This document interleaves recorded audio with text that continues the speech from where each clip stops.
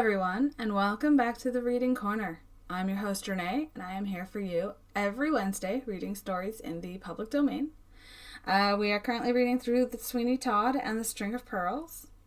But I also just want to say, Happy New Year! We made it through 2025. We're officially into 2026. But without further ado, let's get into it.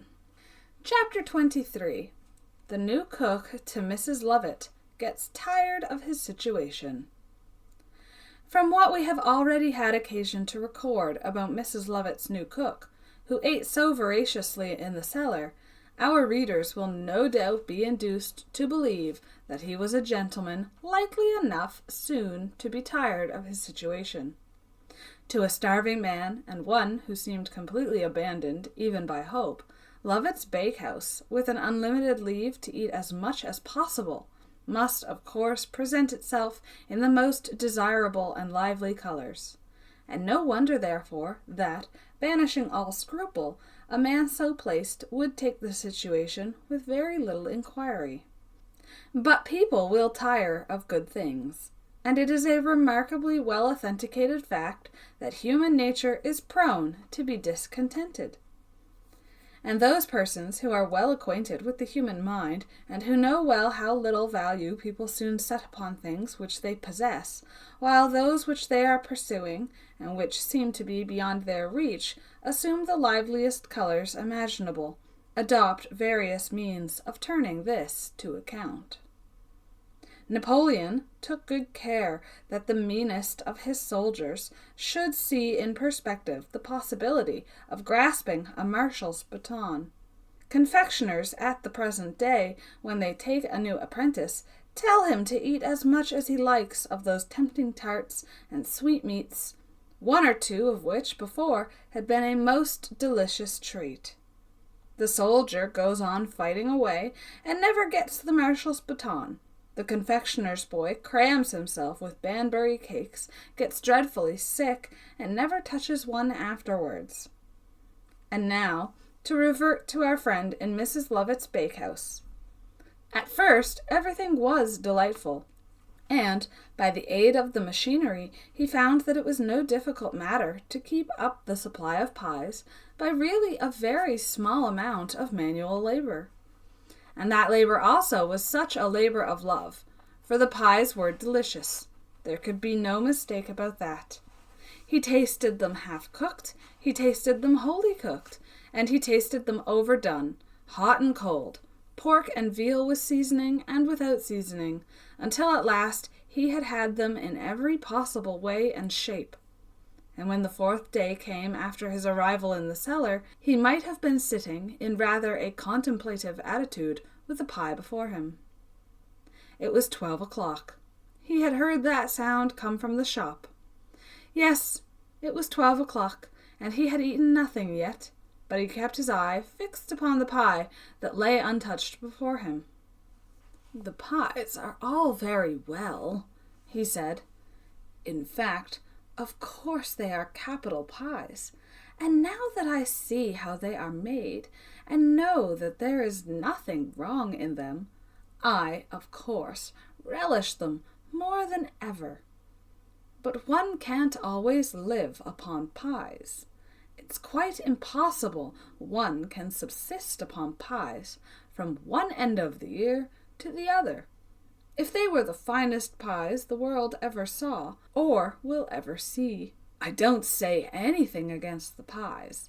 I know they are made of the finest flour, the best possible butter, and that the meat, which comes from God knows where, is the most delicate-looking and tender I ever ate in all my life." He stretched out his hand and broke a small portion of the crust from the pie that was before him, and he tried to eat it. He certainly did succeed, but it was a great effort, and when he had done, he shook his head, saying, No, damn it, I cannot eat it, and that's the fact. One cannot be continually eating pies. It's out of the question, quite out of the question, and all I have to remark is, damn the pies. I really don't think I shall be able to let another one pass my lips." He rose and paced with rapid strides the place in which he was, and then, suddenly, he heard a noise, and looking up he saw a trap-door in the roof open, and a sack of flour begin gradually to come down. "Hilloa! Hilloa!" he cried. "Mrs. Lovitt! Mrs. Lovitt!" Down came the flour, and the trap-door was closed. "Oh, I can't stand this sort of thing," he exclaimed. "I cannot be made into a mere machine for the manufacture of pies. I cannot and will not endure it. It's past all bearing." For the first time almost since his incarceration, for such it really was, he began to think that he would take an accurate survey of the place where this tempting manufacture was carried on. The fact was, his mind had been so intensely occupied during the time he had been there in providing merely for his physical wants, that he had scarcely had time to think or reason upon the probabilities of an uncomfortable termination of his career. But now, when he had really become quite surfeited with the pies, and tired of the darkness and the gloom of the place, many unknown fears began to creep across him, and he really trembled, as he asked himself what was to be the end of it all. It was with such a feeling as this that he now set about taking a careful and accurate survey of the place, and, taking a little lamp in his hand, he resolved to peer into every corner of it, with a hope that surely he should find some means by which he should effect an escape from what otherwise threatened to be an intolerable imprisonment. The vault in which the ovens were situated was the largest, and although a number of smaller ones communicated with it, containing the different mechanical contrivances for pie-making, he could not from any one of them discover an outlet. But it was to the vault where the meat was deposited upon stone shelves that he paid the greatest share of attention. For to that vault he felt convinced there must be some hidden and secret means of ingress, and therefore of egress likewise. Or else, how came the shelves away so well stocked with meat as they were? This vault was larger than any of the other subsidiary ones, and the roof was very high, and come into it when he would, it always happened that he found meat enough upon the shelves, cut into large lumps, and sometimes into slices, to make a batch of pies with. When it got there was not so much a mystery to him as how it got there, for of course, as he must sleep sometimes, he concluded naturally enough that it was brought in by some means during the period that he was devoted to repose. He stood in the center of this vault with the lamp in his hand, and he turned slowly round, surveying the walls and the ceiling with the most critical and marked attention. But not the smallest appearance of an outlet was observable. In fact, the walls were so entirely filled up with the stone shelves that there was no space left for a door, and as for the ceiling, it seemed perfectly entire. Then the floor was of earth, so that the idea of a trapdoor opening in it was out of the question, because there was no one on his side of it to place the earth over it again, and give it its compact and usual appearance. "This is most mysterious," he said, "and if ever I could have been brought to believe that anyone had the assistance of the devil himself in conducting human affairs, I should say that by some means Mrs. Lovitt has made it worth the while of that elderly individual to assist her. For, unless the meat gets here by some supernatural agency, I really cannot see how it can get here at all. And yet here it is, so fresh and pure and white-looking, although I never could tell the pork from the veal myself, for they seem to me both alike." He now made a still narrower examination of this vault, but he gained nothing by it. He found that the walls at the back of the shelves were composed of flat pieces of stone, which, no doubt, were necessary for the support of the shelves themselves. But beyond that he made no further discovery, and he was about to leave the place when he fancied he saw some writing on the inner side of the door. A closer inspection convinced him that there were a number of lines written with lead pencil, and after some difficulty he deciphered them as follows. Whatever unhappy wretch reads these lines may bid adieu to the world and all hope, for he is a doomed man. He will never emerge from these vaults with life, for there is a secret connected with them so awful and so hideous that to write it makes one's blood curdle, and the flesh to creep upon my bones. The secret is this, and you may be assured, whoever is reading these lines, that I write the truth, and that it is as impossible to make that awful truth worse by any exaggeration as it would be by a candle at midday to attempt to add any new lustre to the sunbeams. Here, most unfortunately, the writing broke off, and our friend, who up to this point had perused the lines with the most intense interest, felt great bitterness of disappointment from the fact that enough should have been written to stimulate his curiosity to the highest possible point, but not enough to gratify it. "This is indeed most provoking," he exclaimed. "What can this dreadful secret be, which it is impossible to exaggerate? I cannot for a moment divine to what it can allude." In vain he searched over the door for some more writing. There was none to be found, and from the long, straggling pencil mark which followed the last word, it seemed as if he who had been then writing had been interrupted, and possibly met the fate that he had predicted, and was about to explain the reason of. "This is worse than no information. I had better have remained in ignorance than have received so indistinct a warning. But they shall not find me an easy victim, and besides, what power on earth can force me to make pies unless I like? I should wish to know." As he stepped out of the place in which the meat was kept into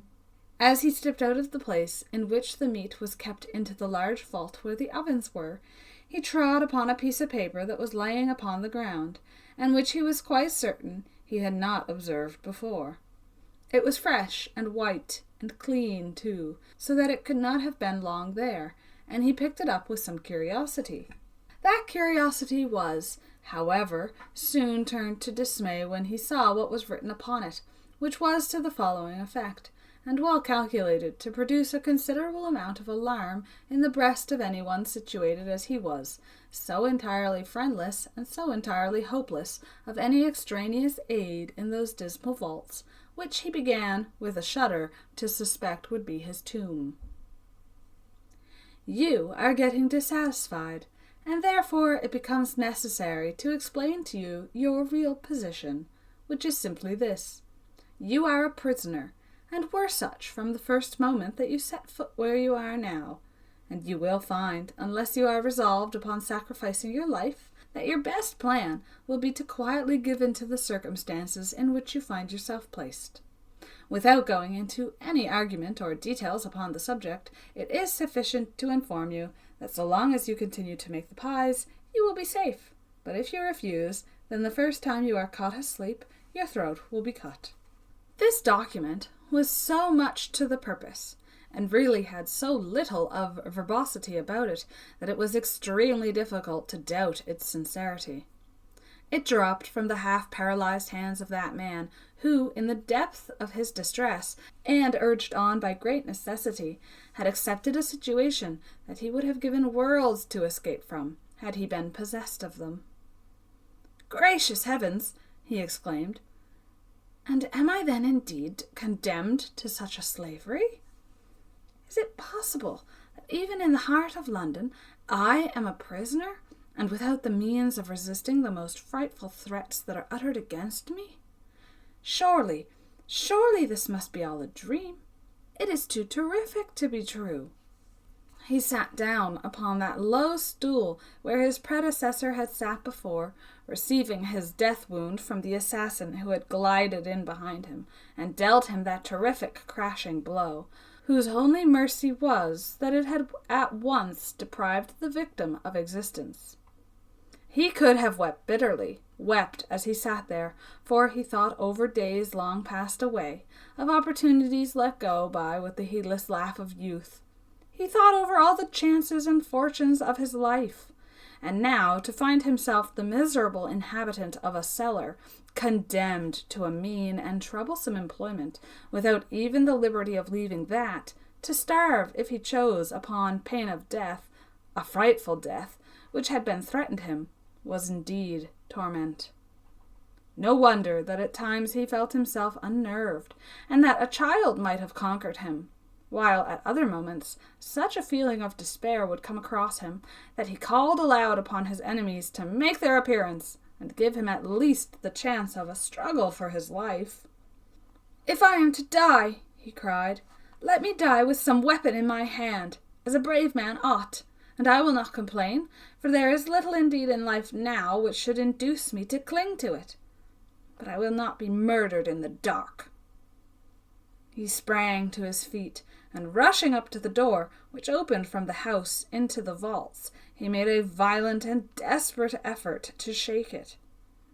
But such a contingency as this had surely been looked forward to and provided against, for the door was of amazing strength, and most effectually resisted all his efforts, so that the result of his endeavors was but to exhaust himself, and he staggered back, panting and despairing, to the seat he had so recently left.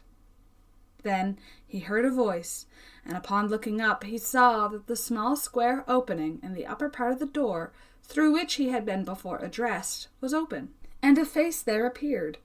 But it was not the face of Mrs. Lovitt. On the contrary, it was a large and hideous male physiognomy, and the voice that came from it was croaking and harsh, sounding most unmusically upon the ears of the unfortunate man who was thus made a victim to Mrs. Lovitt's pie's popularity. "Continue at your work," said the voice, "or death will be your portion as soon as sleep overcomes you, and you sink exhausted to that repose which you will never awaken from, except to feel the pangs of death, and to be conscious that you are weltering in your blood. Continue at your work, and you will escape all of this. Neglect it, and your doom is sealed." "What have I done that I should be made such a victim of? Let me go, and I will swear never to divulge the fact that I have been in these vaults, so I cannot disclose any of their secrets, even if I knew them." "Make pies," said the voice. "Eat them, and be happy. How many a man would envy your position, withdrawn from all the struggles of existence, amply provided with board and lodging, and engaged in a pleasant and delightful occupation. It is astonishing how you can be dissatisfied." Bang went the little square orifice at the top of the door, and the voice was heard no more. The jeering mockery of those tones, however, still lingered upon the ear of the unhappy prisoner, and he clasped his head in his hands with a fearful impression upon his brain that he surely must be going mad. "He will drive me to insanity," he cried. "Already I feel a sort of slumber stealing over me for want of exercise, and the confined air of these vaults hinders me from taking regular repose. But now, if I close an eye, I shall expect to find the assassin's knife at my throat." He sat for some time longer, and not even the dread he had of sleep could prevent a drowsiness creeping across his faculties, and this weariness would not be shaken off by an ordinary means, until at length he sprang to his feet, and shaking himself roughly, like one determined to be wide awake, he said to himself mournfully, "I must do their bidding or die. Hope may be a delusion here, but I cannot altogether abandon it, and not until its faintest image has departed from my breast can I lie down to sleep and say, let death come in any shape it may, it is welcome." With a desperate and despairing energy, he set about replenishing the furnaces of the oven, and, when he had got them all in a good state, he commenced manufacturing a batch of 100 pies, which, when he had finished and placed upon the tray, and set the machine in motion which conducted them up to the shop, he considered to be a sort of price paid for his continued existence, and flinging himself upon the ground, he fell into a deep slumber. Chapter 24. The Night at the Madhouse. When Sweeny Todd had, with such diabolical want of feeling, whispered the few words of mockery which we have recorded in Tobias's ear, when he had carried out of Mr. Fogg's reception-room to be taken to a cell, the villainous barber drew back and indulged in rather a longer laugh than usual. "Mr. Todd," said Fogg, "I find that you still retain your habit of merriment, but yours ain't the most comfortable laugh in the world, and we seldom hear anything equal to it, even from one of ourselves." "No," said Sweeny Todd, "I don't suppose you do. And for my part, I never heard of a cell laughing yet." "Oh, you know what I mean, Mr. Todd, well enough." "That may be," said Todd, "but it would be just as well to say it for all that. I think, however, as I came in, you said something about refreshment." "I certainly did. And if you will honour me by stepping back to my room, I think I can offer you, Mr. Todd, a glass of as nice wine as the king himself could put on his table, if he were any judge of that commodity, which I am inclined to think he is not." "What do you expect," said Sweeny Todd, "that such an idiot should be a judge of? But I shall have great pleasure in tasting your wine, for I have no hesitation in saying that my work tonight has made me thirsty." At this moment a shriek was heard, and Sweeny Todd shrank away from the door. "Oh, it's nothing, said Mr. Fogg. "If you had resided here as long as I have, you would get accustomed to now and then hearing a slight noise. The worst of it is, when half a dozen of the mad fellows get shrieking against each other in the middle of the night. Then, I grant, it is a little annoying." "What do you do with them?" "We send in one of the keepers, with the lash, and soon put a stop to that. We are forced to keep the upper hand of them, or else we should have no rest. Hark! Do you not hear that fellow now? He is generally pretty quiet, but he has taken it into his head to be outrageous today. But one of my men will soon put a stop to that. This way, Mr. Todd, if you please.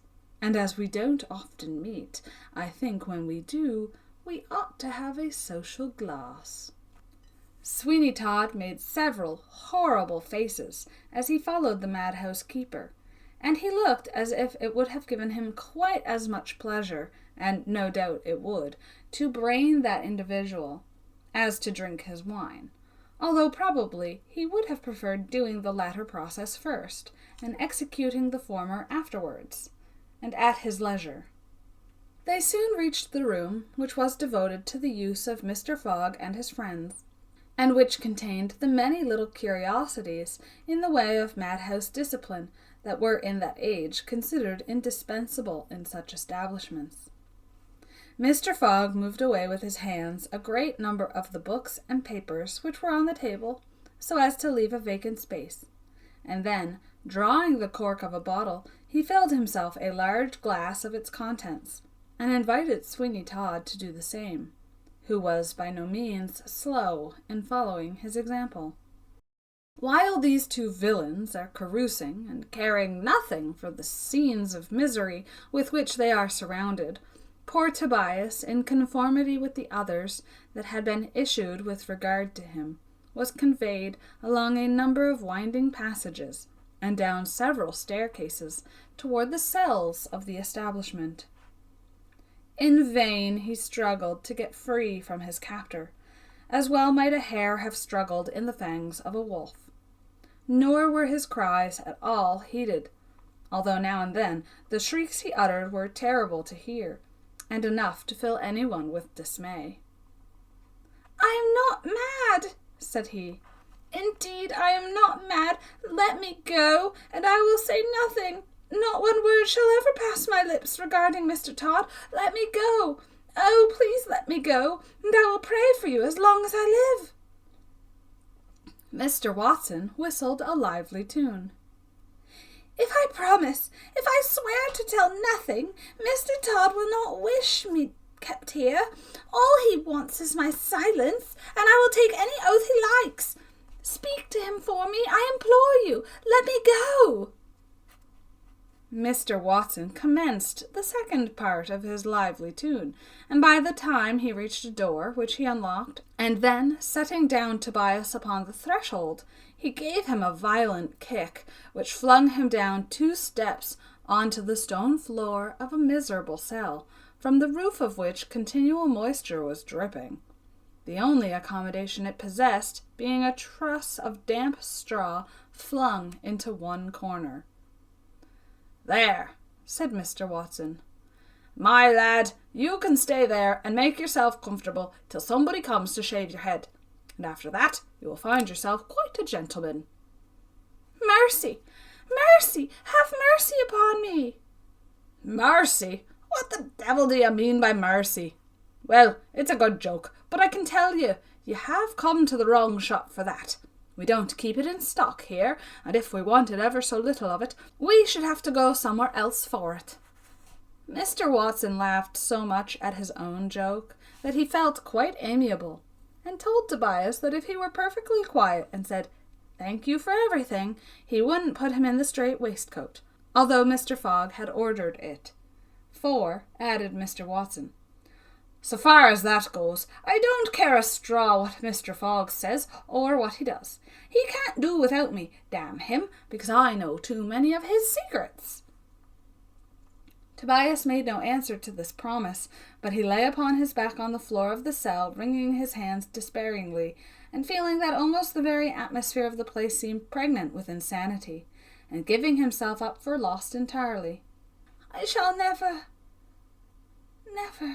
he said, "look upon the bright sky and the green fields again. I shall be murdered here, because I know too much. What can save me now? Oh, what an evil chance it was that brought me back again to my mother, when I ought to have been far, far away by this time, instead of being, as I know I am, condemned to death in this frightful place. Despair seizes upon me. What noise is that? A shriek? Yes, there is some other blighted heart beside mine in this dreadful house. Oh, heaven, what will become of me? I feel already stifled and sick, and faint with the air of this dreadful cell. Help, help, help! Have mercy upon me, and I will do anything, promise anything, swear anything." If poor Tobias had uttered his complaints on the most desolate shore that ever a shipwrecked mariner was cast upon, they could not have been more unheeded than they were in that house of terror. He screamed and shrieked for aid. He called upon all the friends he had ever known in early life, and at that moment he seemed to remember the name of everyone who had ever uttered a kind word to him, and to those persons who, alas, could not hear him, but were far enough removed away from his cries, he called for aid in that hour of his deep distress. At length, faint, wearied, and exhausted, he lay, a mere living wreck in that damp, unwholesome cell, and felt almost willing that death should come and relieve him, at least from the pang of constantly expecting it.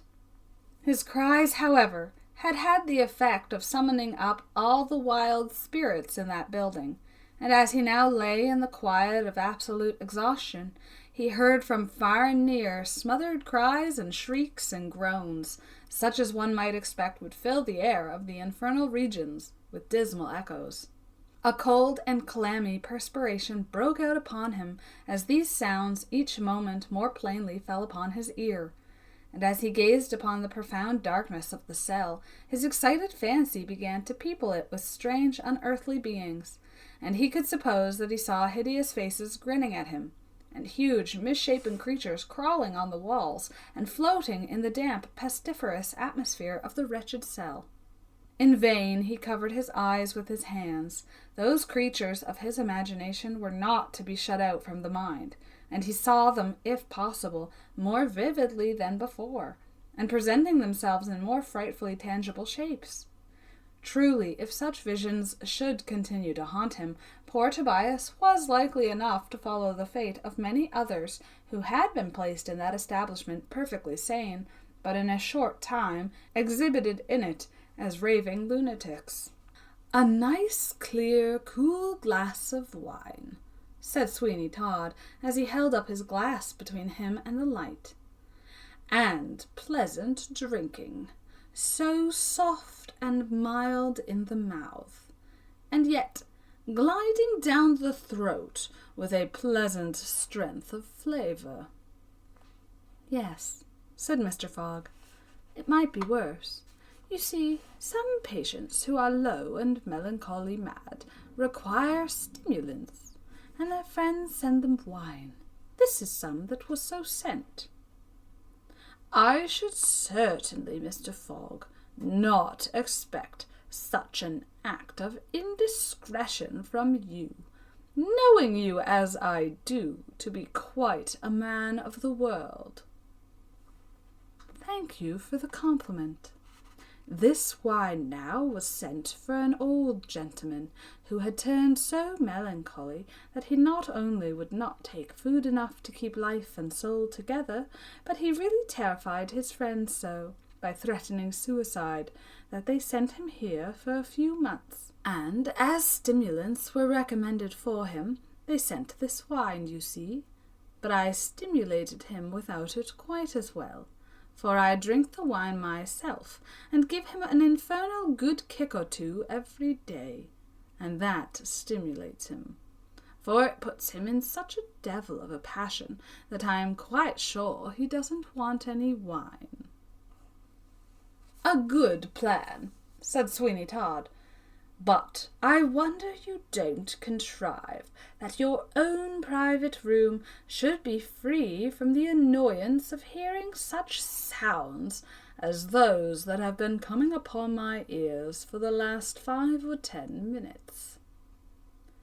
"It's impossible. You cannot get out of the way if you live in the house at all. And you see, as regards these mad fellows, they are quite like a pack of wolves, and when once of them begins howling and shouting, the others are sure to chime in full chorus, and make no end of disturbance till we stop them, as I have already told you we do, with a strong hand." "While I think of it," said Sweeny Todd, as he drew from his pocket a leathern bag, "while I think of it, I may as well pay you the year's money for the lad I have now brought you. You see, I have not forgotten the excellent rule you have of being paid in advance. There is the amount." "Ah, Mr. Todd," said the madhouse keeper, as he counted the money and then placed it in his pocket, "it's a pleasure to do business with a thorough businessman like yourself. The bottle stands with you, Mr. Todd, and I beg you will not spare it. Do you know, Mr. Todd, this is a line of life which I have often thought would have suited you. I am certain you have a genius for such things." "Not equal to you," said Todd, "but I am fond, certainly, of what is strange and out of the way. Some of the scenes and characters you come across would, I have no doubt, be highly entertaining to me." "Scenes and characters, I believe you. During the course of a business like ours, we come across all sorts of strange things, and if I choose to do it, which of course I don't, I could tell a few tales which would make some people shake in their shoes. But I have no right to tell them, for I have been paid, and what the deuce is it to me?" "Oh, Nothing, of course, nothing. But just while we are sipping our wine now, couldn't you tell me something that would not be betraying anybody's confidence? I could. I don't mean to say that I could not, and I don't care much if I do, to you. Chapter 25. Mr. Fogg's Story at the Madhouse to Sweeny Todd. After a short pause, during which Mr. Fogg appeared to be referring to the cells of memory, with the view of being refreshed in a matter that had long since been a bygone, but which he desired to place as clearly before his listener as he could, in fact, to make, if possible, the relation real to him, and to omit nothing during its progress that should be told, or possibly that amiable individual was engaged in considering if there were any salient points that might incriminate himself, or give even a friend a handle to make use of against him. But apparently there was nothing of the kind, for after a loud hem, he filled the glasses, saying, "Well now, as you are a friend, I don't mind telling you how we do business here. Things that have been done, you know, by others, but I have had my share as well as the others. I have known a thing or two, Mr. Todd, and I may say I have done a thing or two, too. Well, we must all live and let live," said Sweeny Todd. "There's no going against that, you know, and if all I have done could speak, why, but no matter, I am listening to you.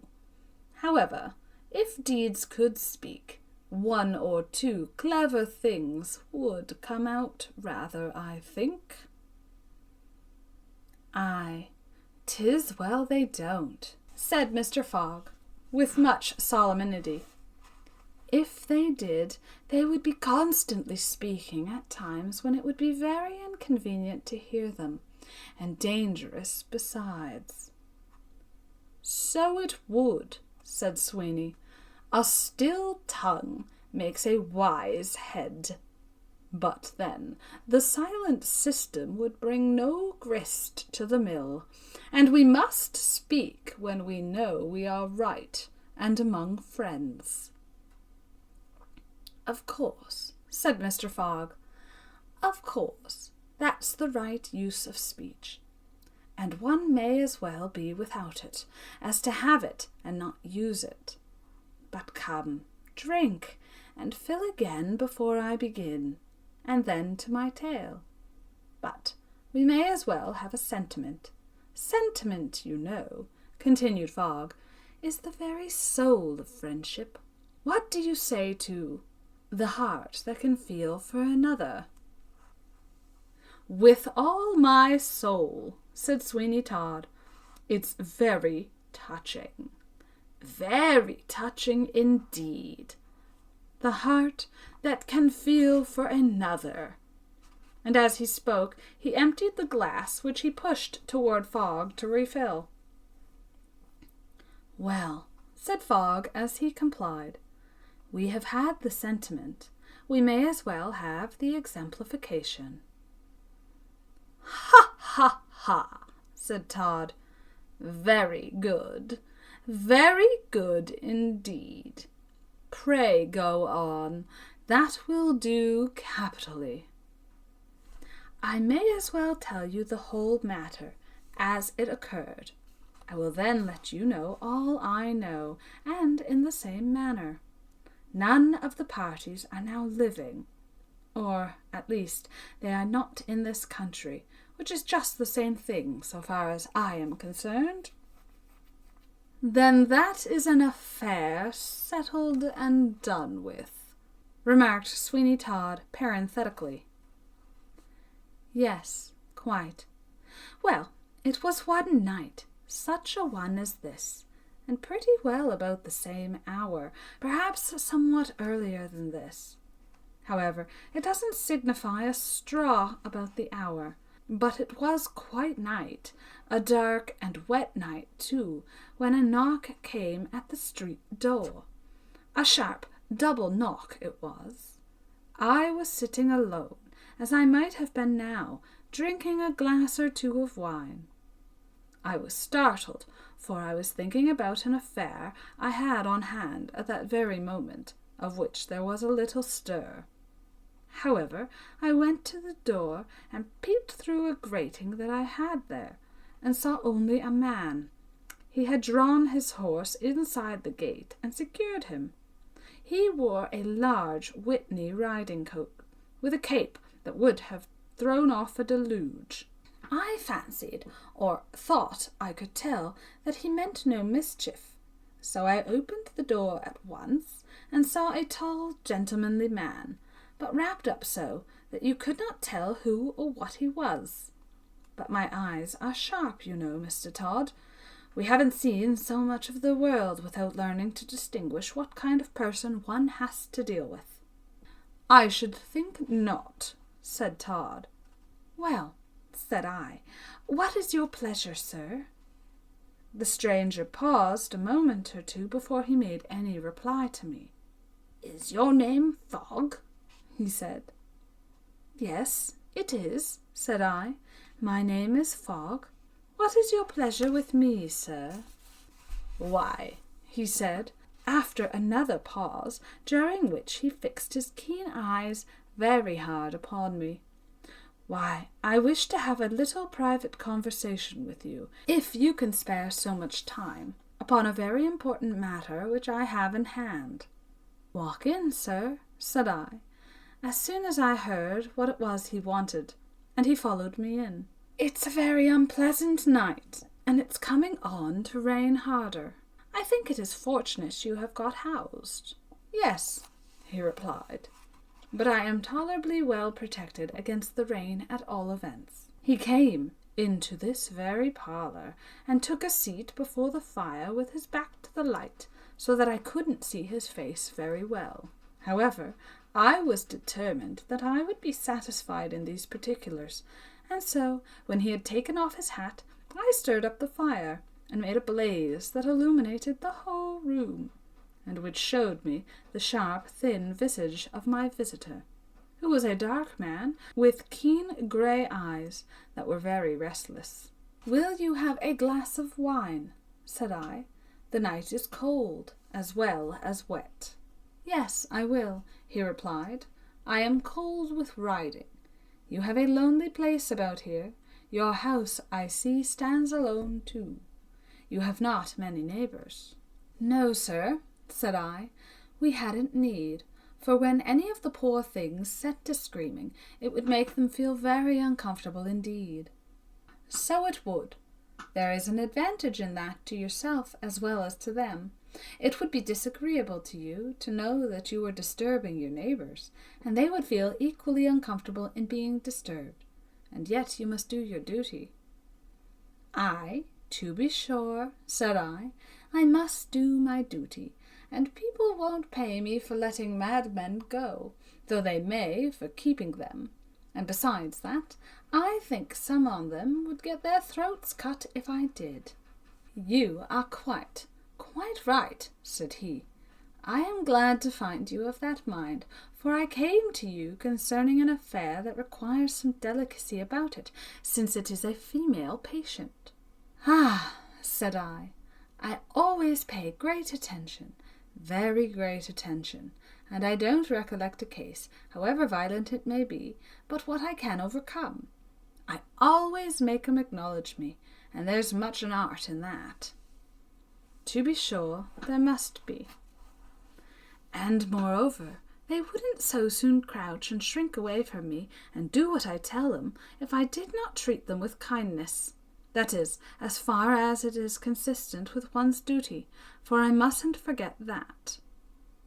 Exactly, he replied. Those are my sentiments exactly. And now, sir, will you inform me in what way I can serve you? Why, I have a relative, a female relative, who is unhappily affected with a brain disease. We have tried all we can do, without any effect. Do what we will, it comes to the same thing in the end." "Ah," said I, "poor thing! What a dreadful thing it must be to you, or any of her friends, who have the charge of her, to see her day to day an incurable maniac. Why, it is just as bad as when a friend or relative is dead, and you are obliged to have the dead body constantly in your house and before your eyes." "Exactly, my friend," said the stranger. "Exactly. You are a man of discernment, Mr. Fogg. I see that is truly the state of the case. You may then guess at the state of our feelings, when we have to part with one beloved by us." As he spoke, he turned right round and faced me, looking very hard into my face. "Well," said I, "yours is a hard case, but to have one afflicted about you in the manner the young lady is truly distressing. It's like having a perpetual lumbago in your back." "Exactly," said the stranger. "I tell you what, you are the very man to do this thing for me." "I am sure of it," said I. "Then we understand each other, eh?" said the stranger. "I must say I like your appearance. It is not often such people as you and I meet." "I hope it will be to our mutual advantage," said I, "because such people don't meet every day, and we oughtn't to meet to no purpose. So, in anything delicate and confidential, you may command me." "I see. You are a clever man," said he. "Well, well, I must pay you in proportion to your talents. How do you do business? By the job or by the year?" "Well," said I, "where it's a matter of some nicety, it may be both, but it entirely depends upon circumstances. I had better know exactly what it is I have to do." "Why, you see, it is a young female about 18, and she is somewhat troublesome, takes to screaming and all that kind of thing. I want her taken care of, though. You must be very careful. She neither runs away nor suddenly commits any mischief, as her madness does not appear to me to have any particular form, and would at times completely deceive the best of us. And then suddenly she will break out violently, or snap or fly at anybody with her teeth." "Is she so bad as that?"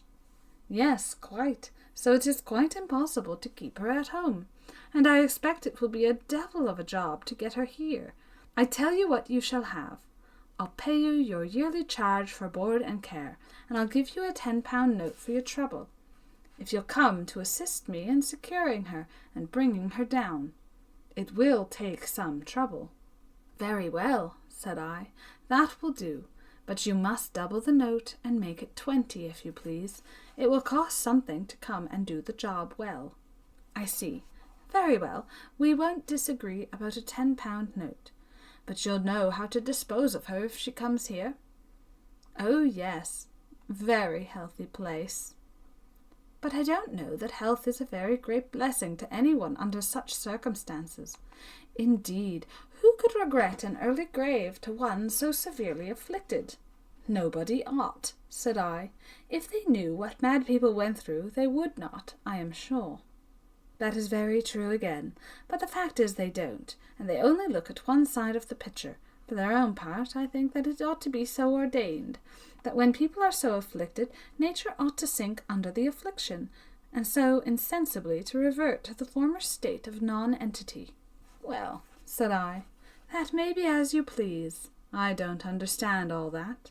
But I tell you what, I hope if she were to die much sooner than you expect, you would not think it too much trouble to afford me some compensation for my loss." "Oh dear, no, and to show you that I shall entertain no such illiberal feeling, I will give you £200, when the certificate of her burial can be produced. You understand me?" "Certainly." "Her death will be of little value to me without the legal proof," said the stranger, "so she must die at her own pleasure, or live while she can." "Certainly," said I.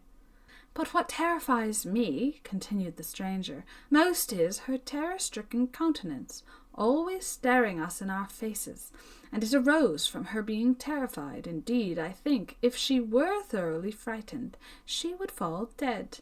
I am sure, if any wickedly disposed person were to do so, death would no doubt result." "Ah," said I, "it would be a bad job. Now tell me where I am to see you, and how about the particulars?" "Oh, I will tell you now. Can you be at the corner of Grosvenor Street near Park Lane?" "Yes," I replied, "I will." "With a coach, too. I wish you to have a coach, and one that you can depend upon, because there may be a little noise. I will try to avoid it, if possible, but we cannot always do what we desire. But you must have good horses. Now, I tell you what is my plan. That is, if you don't mind the damages, if any happen." "What are they?" "This. Suppose a horse falls and is hurt, or an upset. Would you stand the racket?" "I would, of course." "Then listen to me. I have had more of these affairs than you have, no doubt." "Well then, I have had experience which you have not. Now I'll get a trotting horse, and a covered cart or chaise, one that will go along well at 10 miles an hour, and no mistake about it. But will it hold enough?" "Yes, 4 or 5 or 6, and upon a push I have known 8 to cram in it. But then, you know, we are not particular how we are placed. But still, it will hold as many as a hackney coach, only not so conveniently. But then we have nobody in the affair to drive us, and there can't be too few." "Well, that is perhaps best, but have you a man on whom you can depend? Because if you have, why, I would not be in the affair at all." "You must," said I. "In the first place, I can depend upon one man best. Him I must leave here to mind the place, so if you can manage the girl, I will drive, and I know the road as well as the way to my own mouth. I would rather have as few in it as possible." "Your precaution is very good," he said, "and I think I will try, and so manage it, that there shall only be you and I acquainted with the transaction at all events. Should it become necessary, it will be time enough to let some other person into the secret at the moment their services are required. That, I think, will be the best arrangement that I can come to. What do you say?" "That will do very well. When we get her here, and when I have seen her a few days, I can tell what to do with her." "Exactly. And now, good night. There is the money I promised, and now again good night. I shall see you at the appointed time." "You will," said I. "Ah, one more glass.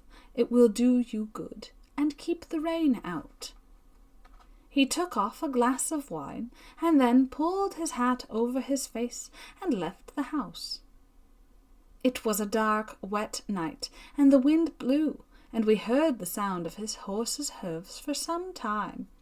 However, I shut the door and went in, thinking over in my own mind what would be the gain of my own exertions.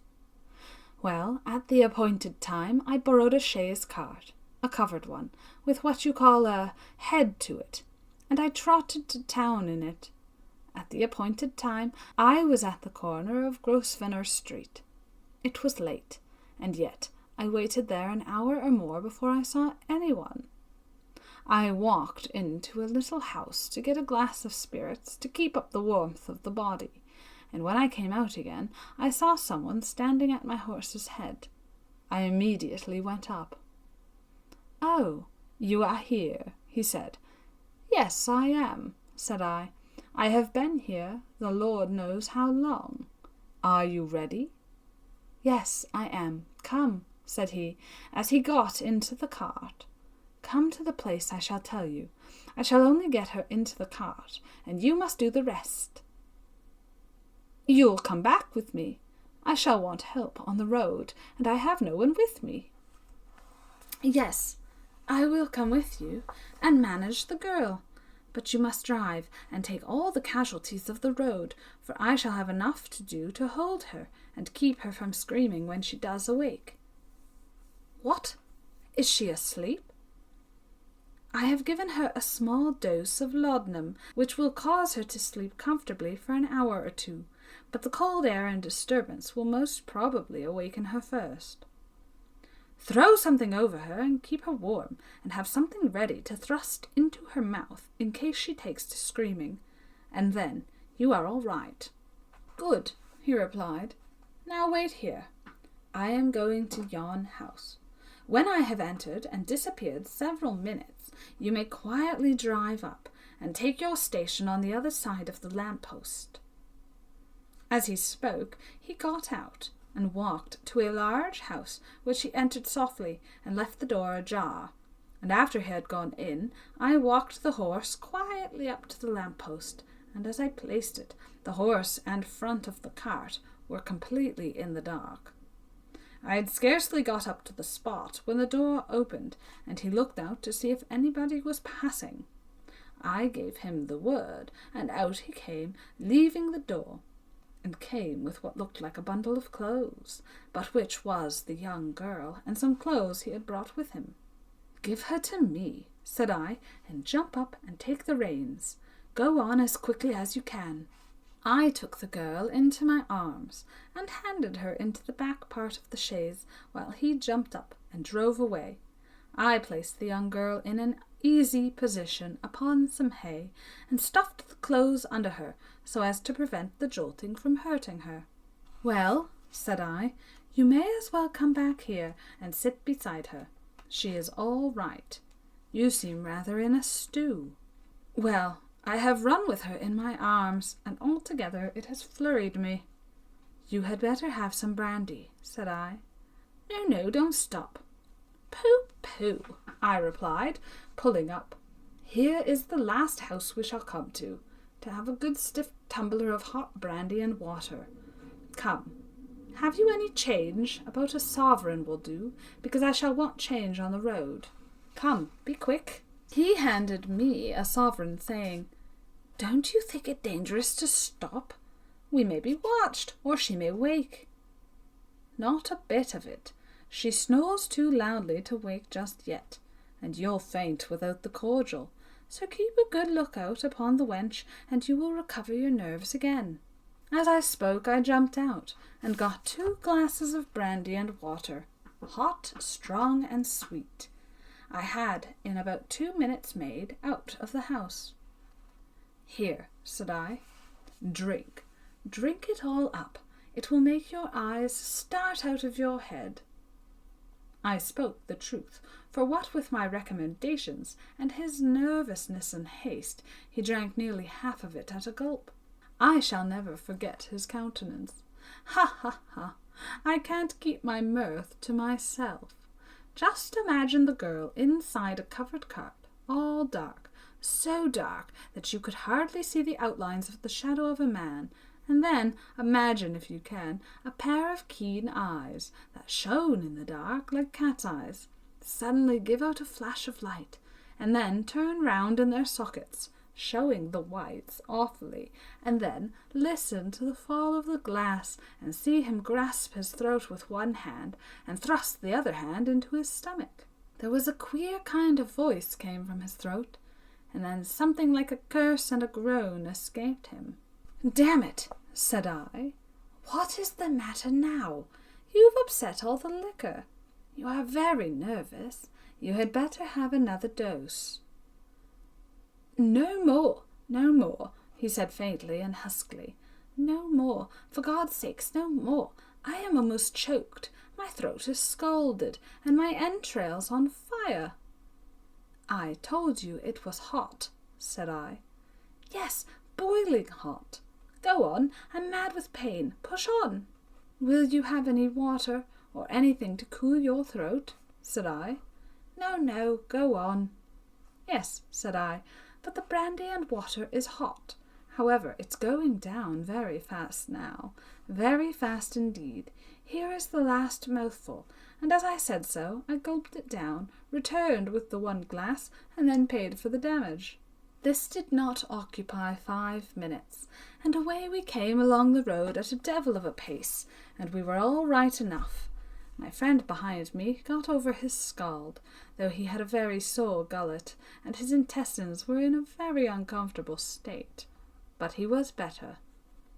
Away we rattled, the ground rattling to the horse's hoofs and the wheels of the vehicle, the young girl still remaining in the same state of insensibility in which she had first been brought out. No doubt she has taken a stronger dose of the opium than she was willing to admit. That was nothing to me, but made it all the better, because she gave the less trouble, and made it safer. We got here easy enough, drove slap up to the door, which was opened in an instant, jumped out, took the girl, and carried her in. When once these doors are shut upon anyone, they may be rest assured that it is quite a settled thing, and they don't get out very easy, save in a wooden surtout. Indeed, I never lost a boarder by any other means. We always keep one connection, and they are usually so well satisfied that they never take anyone away from us. Well, I carried her indoors, and left her in a room by herself on a bed. She was a nice girl, a handsome girl, I suppose people would call her, and had a low, sweet, and plaintive voice. But enough of this. "She's all right," said I, when I returned to this room. "It's all right. I have left her." "She isn't dead?" he inquired with much terror. "Oh, no, no, no. She is only asleep, and has not woke up yet from the effects of the laudanum. Will you now give me 1 year's pay in advance?" "Yes," he replied, as he handed the money and the remainder of the bonds. "Now, how am I to do about getting back to London tonight?" "You had better remain here." "Oh, no, I should go mad too if I were to remain here. I must leave here soon." "Well, will you go to the village inn?" "How far off is that?" "About a mile. You'll reach it easy enough. I'll drive you over for the matter of that, and leave you there. I shall take the cart there." "Very well, let it be so. I will go." "Well, well, I am glad it is all over, and the sooner it is over forever, the better. I am truly sorry for her, but it cannot be helped. It will kill her, I have no doubt, but that is all the better. She will escape the misery consequent upon her departure, and release us from a weight of care." "So it will," said I, "but come, we must go at once, if going you are." Yes, he said hurriedly. "Well then, come along. The horse is not yet unharnessed, and if we do not make haste, we shall be too late to obtain a lodging for the night." "That is very good," he said, somewhat wildly. "I am quite ready, quite." We left the house, and trotted off to the inn at a good rate, where we arrived in about 10 minutes or less, and then I put up the horse and saw him to the inn, and came back as quick as I could on foot. Well, well, I thought, this will do. I have had a good day of it, paid well for business, and haven't wanted for sport on the road. Well, I came to the conclusion that if the whole affair was to speedily end, it would be more in my pocket than if she were living, and she would be far happier in heaven than here, Mr. Todd. "Undoubtedly," said Mr. Sweeny Todd.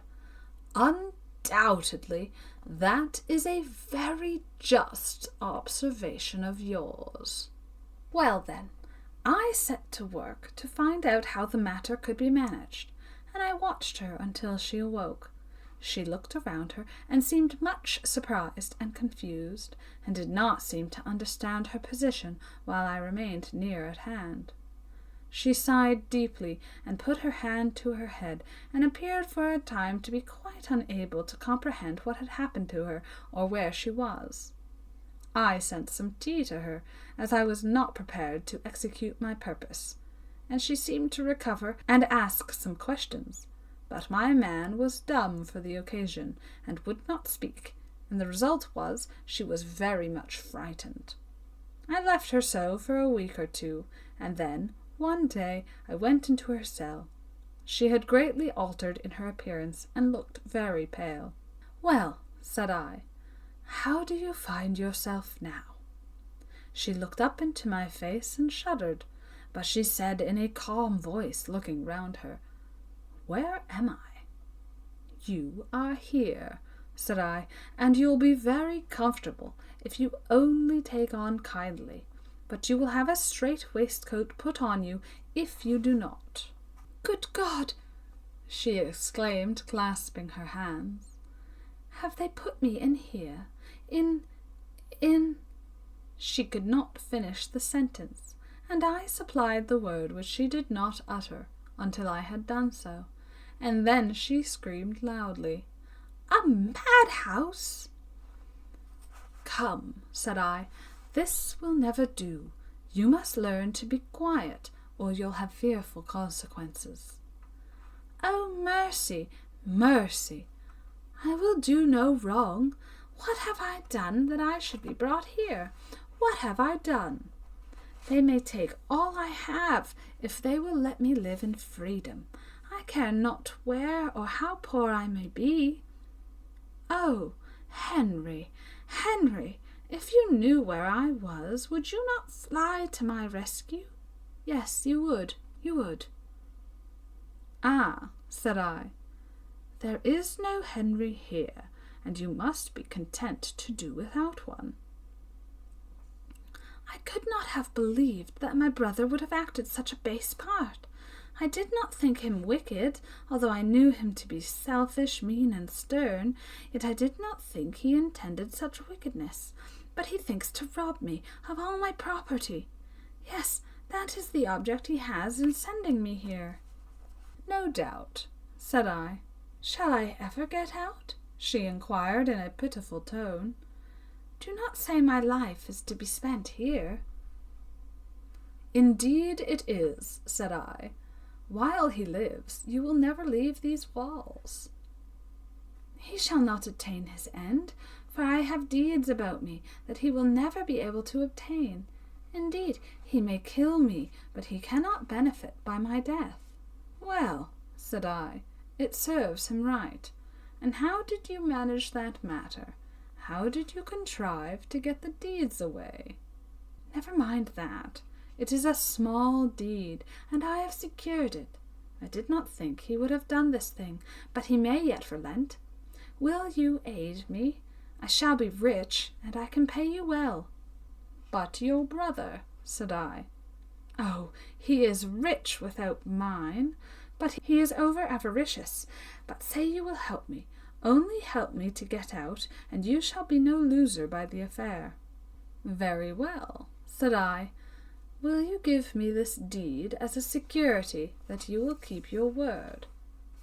"Yes," she replied, drawing forth the deed, a small parchment from her bosom. "Take it, and now let me out. You shall be handsomely rewarded." "Ah," said I, "but you must allow me first to settle this matter with my employers. You must really be mad. We do not hear of young ladies carrying deeds and parchments about them when they are in their senses." "You do not mean to betray me," she said, springing up wildly and rushing toward the deed, which I carefully placed in my breastcoat pocket. "Oh dear, no, but I shall retain the deed, and speak to your brother about this matter." My God, she exclaimed, and then she sank back on her bed, and in another moment she was covered with blood. She had burst a blood vessel. I sent for a surgeon and physician, and they both gave it as their opinion that she could not be saved, and that a few hours would see the last of her. That was the fact. She was dead before another half-hour, and then I sent to the authorities for the purpose of burial, and producing the certificate of the medical man, I had no difficulty, and she was buried all comfortably without any trouble. Well, thought I, this is a very comfortable affair, but it will be more profitable than I had any idea of, and I must get my first reward first. and if there should be any difficulty, I have the deed to fall back on."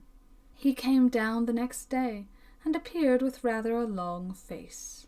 "Well," said he, "how do matters go on here?" "Very well," said I. "How is your throat?" I thought he cast a malicious look at me, as much as to imply he laid it all to my charge. "Pretty well," he replied, "but I was ill for 3 days. How is the patient?" "As well as you could possibly wish," said I. "She takes it kindly, eh? Well, I hardly expected it, but no matter. She'll be a long while on hand, I perceive. You haven't tried the frightening system yet, then?" "Hadn't any need," I replied, putting the certificate of her burial in his hand. He jumped as if he had been stung by an adder, and turned pale, but he soon recovered and smiled complacently as he said, "Ah, well, I see you have been diligent, but I should have liked to have seen her, to have asked her about a missing deed. But no matter. Now, about the 200 pounds, said I. "Why," said he, "I think one will do when you come to consider what you have received, and the short space of time and all. You had a year's board in advance." "I know I had, but because I have done more than you expected, and in a shorter time, instead of giving me more, you have the conscience to offer me less." No, not the what did you call it? We'll have nothing said about that, but here is 100 pounds, and you are well paid." "Well," said I, taking the money, "I must have 500 pounds at any rate, and unless you give it to me, I will tell other parties where a certain deed is to be found." "What deed?" "The one you were alluding to. Give me 400 more, and you shall have the deed." After much conversation and trouble, he gave it to me, and I gave him the deed, with which he was well pleased, but looked hard at the money, and seemed to grieve it all very much. Since that time I have heard that he was challenged by his sister's lover, and they went out to fight a duel, and he fell and died. The lover went to the continent, where he has since lived.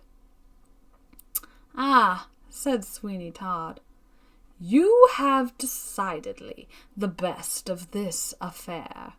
Nobody gained anything but you." "Nobody at all that I know of, save distant relations, and I did very well. But then, you know, I can't live upon nothing. It costs me something to keep my house and cellar, but I stick to business, and so I shall as long as business sticks to me." And that is where we are going to leave it for today. That was a long last chapter. I thought it would be quicker. So, yay, you get a little bit of a longer video today. That's exciting. At any rate, if you like what I do here, please like, subscribe, hit the bell, check the button, do the thing. Otherwise, I'll be seeing you later. Bye!